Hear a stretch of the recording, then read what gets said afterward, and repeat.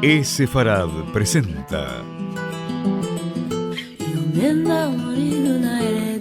Magazine Sefaradí.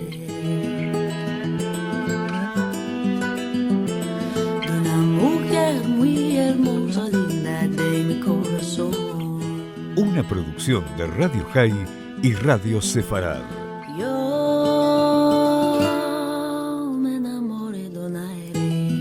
Con la conducción de Marcelo Benveniste. Linda de mi corazón.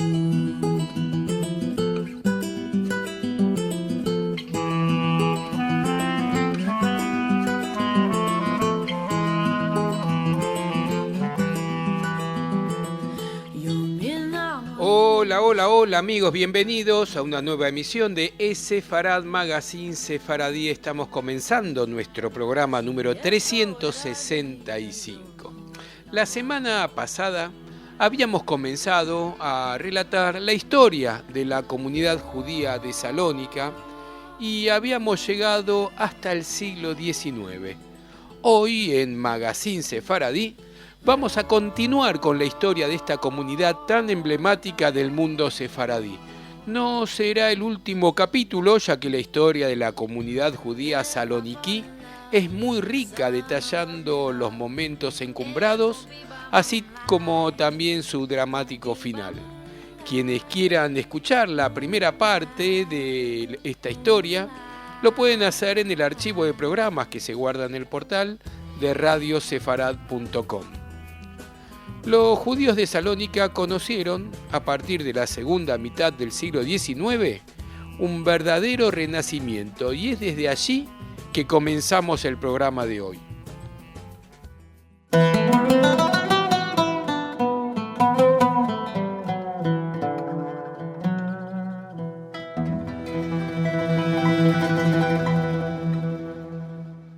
Madre la mima.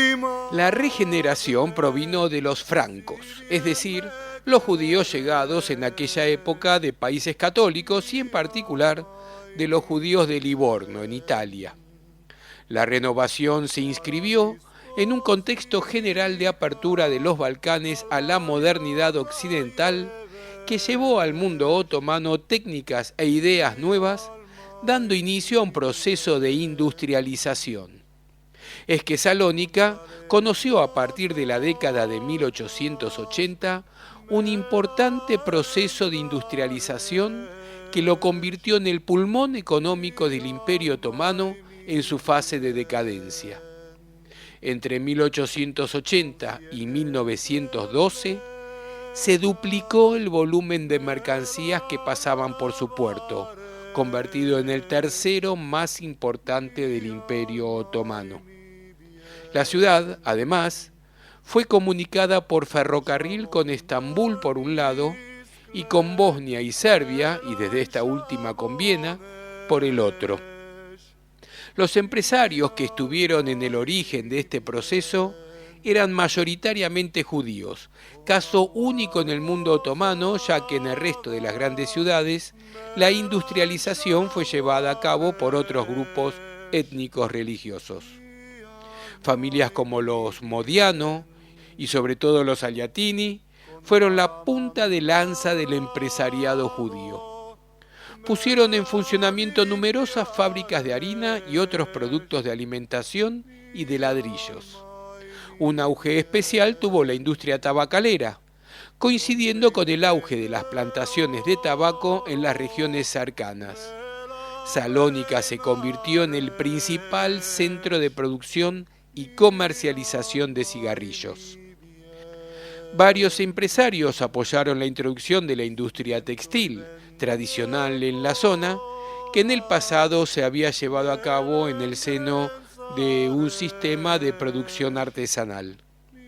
Empresarios judíos fueron también los fundadores del Banco de Salónica. De los 50 grandes negocios existentes en Salónica, por aquellos años, 38 pertenecían a judíos. Esta industrialización tuvo como consecuencia la proletarización de un gran número de saloniquíes, al margen de su confesión religiosa, con la consiguiente aparición de una importante clase obrera judía, caso insólito en el mundo sefaradí, sobre todo en relación con la industria del tabaco. La nueva clase se ha cifrado aproximadamente en unas 10.000 personas. Los empresarios contrataban a su mano de obra sin distinción de religión o de etnia, al contrario de lo que se hacía en otros lugares del Imperio Otomano, lo que contribuyó al surgimiento de movimientos obreros no etnicistas, aunque influidos por la emergencia de las cuestiones nacionales. Pero veamos también el aspecto filosófico. La Ascalá, movimiento filosófico judío inspirado en la Ilustración europea, llegó al mundo otomano a finales del siglo XIX, después de haberse propagado entre las comunidades judías de Europa occidental y oriental.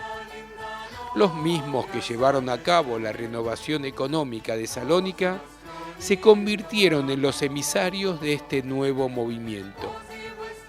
El primer campo de acción de estos masquilim, y en primer lugar del empresario libonés Moishe Aliatini, fue la educación. En 1858, con la ayuda de los Rothschild, fundó en los anexos de la escuela Talmud Torá, y por lo tanto con el consentimiento de los rabinos, ganados para su causa gracias a sus importantes donaciones para obras de beneficencia, la escuela Lippmann, una institución modelo dirigida por el profesor Lippmann, un rabino progresista de Estrasburgo. Tras 5 años de existencia, el establecimiento cerró sus puertas y Lippmann debió abandonar la ciudad bajo la presión del rabinato en desacuerdo con sus innovadores métodos educativos. Sin embargo, tuvo tiempo de formar a un buen número de alumnos que años después tomarían su relevo. El doctor Aliatini instó en 1862 a su cuñado Salomón Fernández a fundar una escuela italiana gracias a una donación del Reino de Italia. Fracasaron varios intentos de implantar la red de escuelas de la Alianza Israelita Universal, debido a la presión de los rabinos que no admitían que una escuela judía pudiese estar patrocinada por la embajada francesa. Pero la necesidad de centros educativos era tan acuciante que los partidarios de su implantación tuvieron finalmente éxito en 1874 gracias al mecenazgo de Aliatini, convertido en miembro del Comité Central de la Alianza Israelita Universal en París. La red educativa de esta institución se extendió rápidamente. En 1912 contaba ya con 9 escuelas, tanto masculinas como femeninas, que atendían a todos los niveles educativos, desde preescolar hasta secundaria, en tanto que las escuelas rabínicas se encontraban en franca decadencia. Esto trajo como consecuencia una duradera implantación del francés en la comunidad judía de Salónica, al igual que en todo el mundo judeo-oriental. Estas escuelas proporcionaban no solo formación intelectual, sino también manual, lo que permitió la aparición de una generación al tanto de los cambios del mundo moderno y apta para incorporarse al mercado de trabajo de una sociedad en vías de industrialización. La comunidad judía no estuvo lejos del activismo político y social en Salónica. La irrupción de la modernidad se tradujo también en la creciente influencia de nuevas ideas políticas provenientes de la Europa occidental. Los judíos no fueron indiferentes a esta agitación política y tomaron parte activa en ella. En 1908, la revolución de los jóvenes turcos, cuyas principales bases estaban en Salónica, proclamó la monarquía constitucional y adoptó como ideología el otomanismo, que proclamaba la igualdad de todos los millet en el seno del imperio. Algunos judíos de Salónica tuvieron un influyente papel en el movimiento de los jóvenes turcos, mayoritariamente musulmán, pero fue sobre todo en el campo social en el que los judíos estuvieron más activos. A partir de esta época, un viento de libertad sopló sobre Salónica, permitiendo a los movimientos obreros estructurarse y embarcarse en luchas sociales por la mejora de las condiciones de trabajo. Una tentativa de unión de las diferentes nacionalidades en el seno de un solo movimiento obrero tuvo lugar con la conformación en 1909 de la Federación Obrera Socialista, dirigida por Abraham Ben-Aroya, judío saloniquí, educado en Bulgaria. La federación, reconocida por la Segunda Internacional, emprendió la publicación de un órgano en 4 idiomas: el Journal del Laborator, 1909-1910, difundido en griego, turco, búlgaro y, sí, claro, judío español. Más adelante aparecerían otras publicaciones como Solidaridad Obradera entre 1911 y 1912 y Avanti entre 1911 y 1934. Sin embargo, el contexto balcánico, propicio a las escisiones, afectó al movimiento y después de la partida de la sección búlgara, la federación quedó prácticamente constituida solamente por judíos. Finalmente, en 1918, terminaría por integrarse en el Partido Socialista de los Trabajadores de Grecia, germen del futuro Partido Comunista. También en aquella época se extendió el movimiento internacional conocido como sionismo, que propugnaba la instauración de un Israel político. Su auge se inició coincidiendo con las guerras de los Balcanes, 1912 y 1913, y estaba estrechamente relacionado con el rechazo que suscitó entre la población hebrea la integración de la ciudad en Grecia, así como con el incremento del antisemitismo entre la población helena.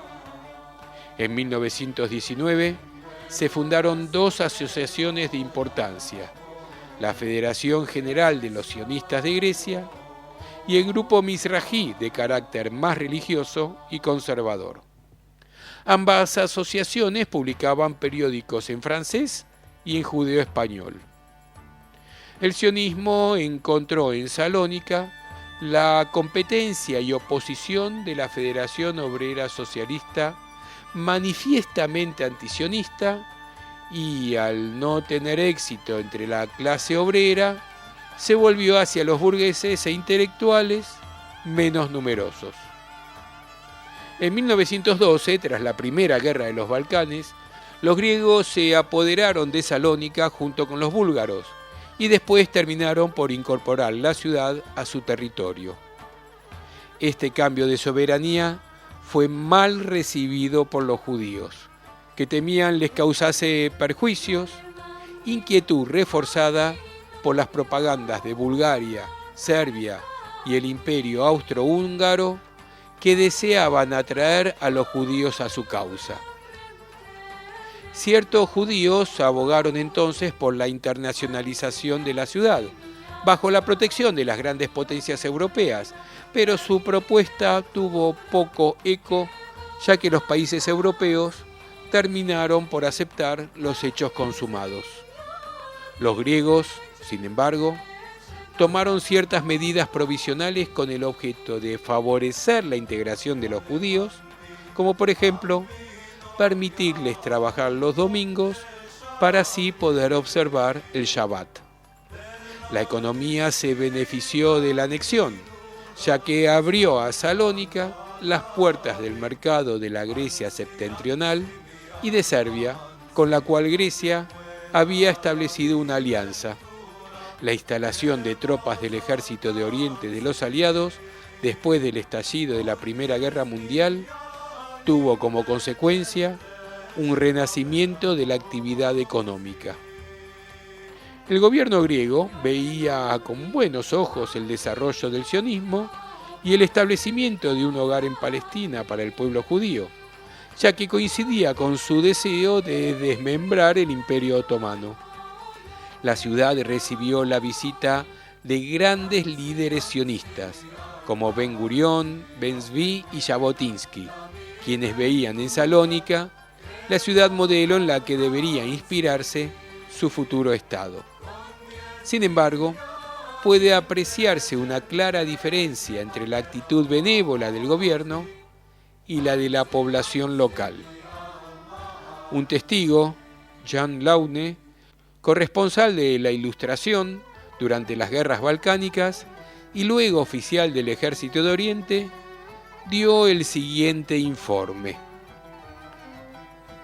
Frente a las innumerables tiendas y comercios regentados por judíos, dueños hasta entonces del comercio local, los comerciantes griegos venían a instalarse en las aceras, bloqueando las puertas que era imposible franquear.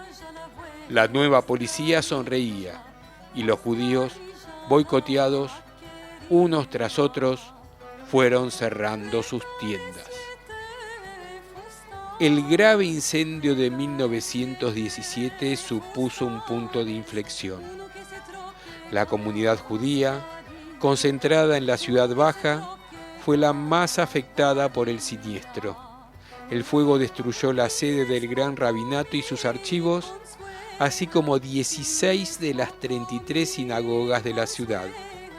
Se quedaron sin techo unas 10.000 familias hebreas. A diferencia de la reconstrucción que se llevó a cabo tras el incendio de 1890, los griegos decidieron aprovechar el suceso para llevar a cabo una remodelación de la ciudad. De esta forma, expropiaron a todos los habitantes, concediéndoles, sin embargo, un derecho preferente de compra sobre las nuevas viviendas reconstruidas según el nuevo plan. Pero fueron mayoritariamente los griegos los que se instalaron en los nuevos barrios, en tanto que los judíos preferían a menudo trasladarse a la periferia. Aunque el primer aniversario de la Declaración Balfour se celebró en 1918 en Salónica con un fasto sin parangón en Europa, la decadencia había comenzado. La afluencia de decenas de miles de refugiados griegos de Asia Menor y la partida de los turcos y los domne de Salónica tras la gran catástrofe y la posterior firma del Tratado de Lausana modificaron considerablemente la composición étnica de Salónica. Los judíos dejaron de ser la mayoría absoluta y en víspera ya de la Segunda Guerra Mundial no representaban más del 40% de la población. A esta helenización creciente de Salónica iba aparejada una política menos conciliadora hacia los judíos. Así, en 1922 se prohibió trabajar los domingos, lo que imponía de facto a los judíos la obligación de trabajar en sábado. Se prohibieron también los carteles en lenguas extranjeras y los tribunales rabínicos perdieron su potestad sobre asuntos de derecho patrimonial. Al igual que en otros países de Europa Oriental, como Hungría y Rumania, una importante corriente de antisemitismo surgió en Salónica en el período de entreguerras, aunque no alcanzó nunca el nivel de violencia de los países mencionados. Se debió sobre todo a la llegada de inmigrantes griegos de Asia Menor, a menudo desprovistos de todo, que entraban en competencia directa con los judíos por el trabajo y la vivienda. El antisemitismo se hizo visible en la prensa a través del periódico Macedonia y de la organización ultranacionalista Ethniki Enosis Elias, Unión Nacional de Grecia, ambos próximos al Partido Liberal que estaba en el poder, dirigidos por Venizelos. Los judíos eran acusados de no querer integrarse en la nueva nación. La difusión del comunismo y del sionismo entre los hebreos eran observados con la mayor sospecha.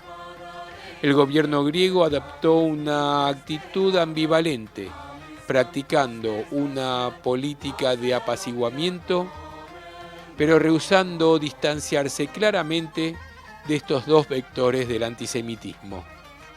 Este fenómeno cristalizó en 1931, año en el que tuvo lugar el pogrom de Camp Campbell. El barrio judío fue enteramente incendiado, lo que dejó sin hogar a 500 familias, aunque murió solo una persona. Varias decenas de tumbas del cementerio judío de Salónica fueron profanadas en esa ocasión. La toma del poder por el dictador de extrema derecha de tendencia fascista Ioannis Metaxas en 1936 se tradujo paradójicamente en un notable descenso de los actos de violencia antisemita. Metaxas prohibió la organización EEE y las alusiones antisemitas en la prensa y se mantuvo en buenas relaciones con el rabino de Salónica, Zvi Koretz. Esto explica el desarrollo a partir de entonces de una fuerte corriente nacionalista entre los judíos de Salónica, a pesar de que solo eran griegos desde 1913. Desde entonces, incluso durante el infierno de los campos de concentración, no cesaron nunca de sentirse miembros de la nación helena. Un fenómeno migratorio había comenzado a aparecer desde comienzos del siglo XX. Antes de la Primera Guerra Mundial, cuando los otomanos hicieron obligatorio el reclutamiento para todos los súbditos otomanos, independientemente de su credo, entonces muchos emigraron a América del Sur, pero fue sobre todo tras la incorporación de Salónica a Grecia, cuando este fenómeno alcanzó una mayor amplitud. Es este el principio del fin de la comunidad judía de Salónica, y hasta aquí vamos a llegar en el Magazine Sefaradí de hoy. La semana que viene, en la tercera parte de esta historia, arrancaremos desde el 9 de abril de 1941, el día en que los alemanes entraron en Salónica y comenzaron las medidas antisemitas. A mis manzanitas, a mis almendras de comer, a mis arcos de tirar, a mi espada reluciente, a mis miles de labrar, a mis campos de espaciar, goce la novia con el novio.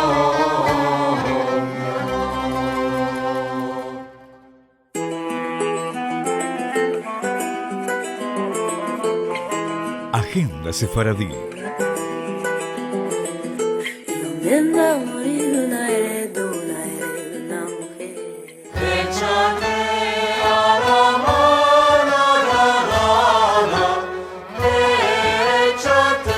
Ya se pueden inscribir para el viaje a las juderías de España y Portugal organizado por Sefarad. De la mano de Liliana y Marcelo Benveniste, se podrá recorrer los lugares más importantes y los más escondidos por donde pasaron nuestros ancestros. Un viaje único e inolvidable, como lo pueden atestiguar las decenas de personas que ya hicieron este recorrido, que no solo es turístico y entretenido, sino que también es muy emocionante, mostrándote una España y un Portugal como solo Liliana y Marcelo Benveniste lo pueden hacer. El recorrido comienza el 5 de octubre y termina el 19 del mismo mes y está abierto a todos quienes quieran participar, no importa desde qué país vengan. El viaje es grupal, las plazas son limitadas, así que quienes quieran participar de este viaje o saber detalles de recorrido y los precios, pueden escribir a sefarad@sefarad.com o llamar al teléfono, los que llaman desde la ciudad de Buenos Aires, 15 27 83 43 08, y los que llaman desde el exterior lo pueden hacer al 54 911 27 83 43 08. Igual toda la información de todas las actividades y los contactos, ya saben, lo pueden encontrar en sefarad.com. No se lo pierdan, que vale la pena, es un viaje único y les aseguro inolvidable.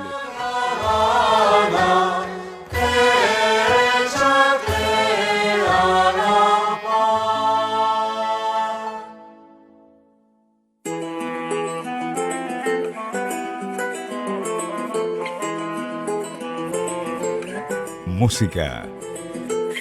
Yonenda morir una